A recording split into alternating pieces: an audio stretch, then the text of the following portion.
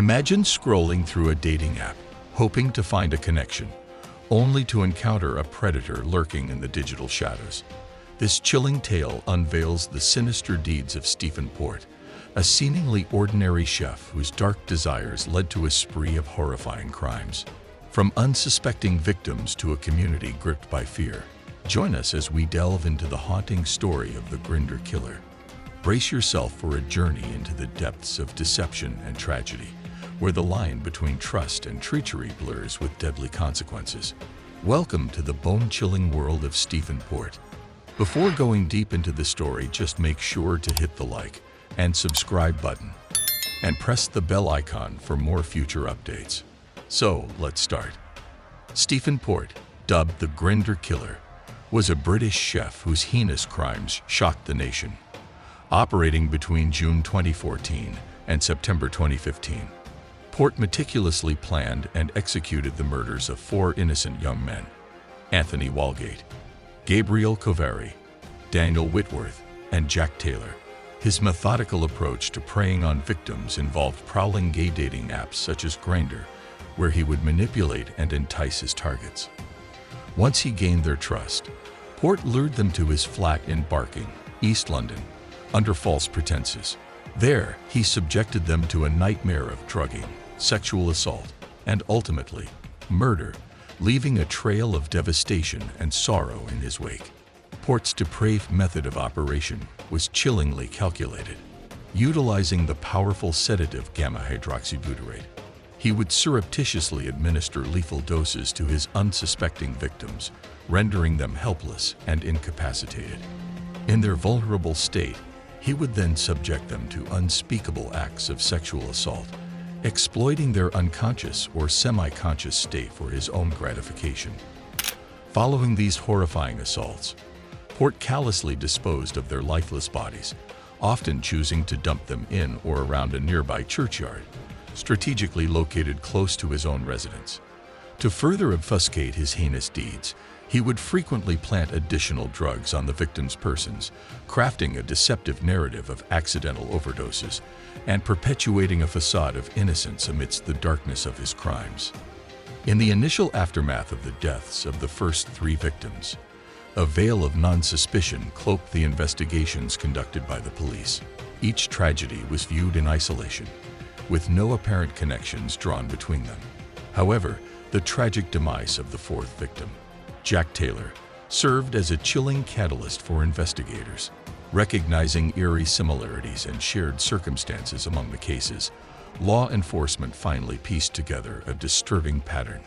With mounting evidence pointing towards foul play, authorities were compelled to pivot their approach, launching a full-fledged murder inquiry to unravel the sinister web of Stephen Port's crimes. As the investigation into the string of horrific crimes unfolded, glaring inconsistencies surfaced within Stephen Port's statements.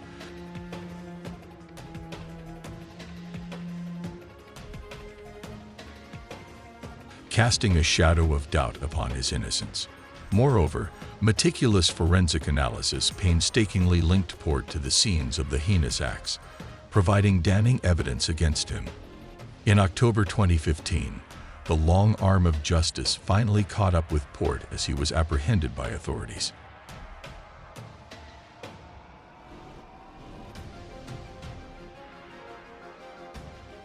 Subsequently, he faced a litany of charges, ranging from murder to rape and the deliberate administration of harmful substances. Following a grueling legal process, November 2016 marked the climax of the trial, where Port's guilt was unequivocally established. Met with the weight of his crimes, he was met with the full force of the law, receiving a sentence of life imprisonment with a whole life order.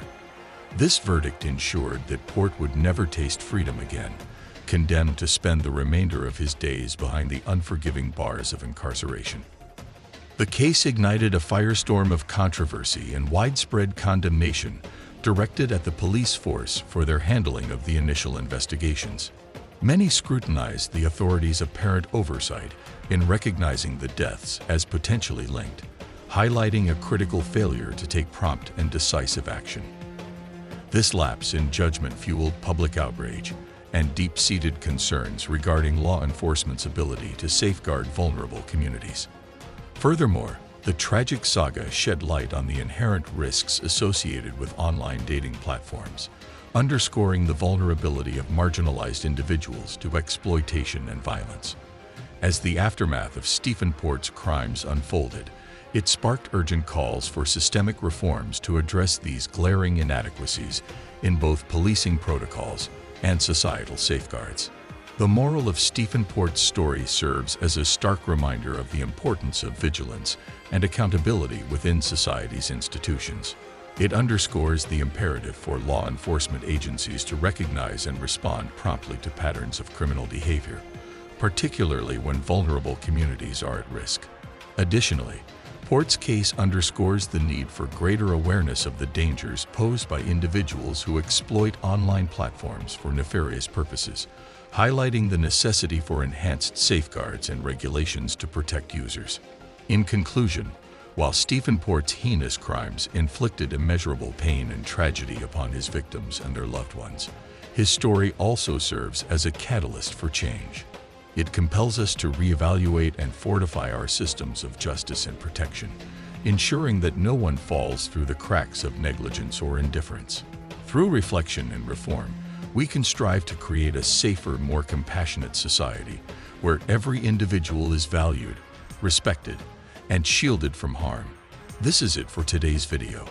What do you think of our video? Feel free to share your thoughts in the comment section below. Don't forget to like and subscribe to our channel, and press the bell icon for more future updates. Thanks for watching.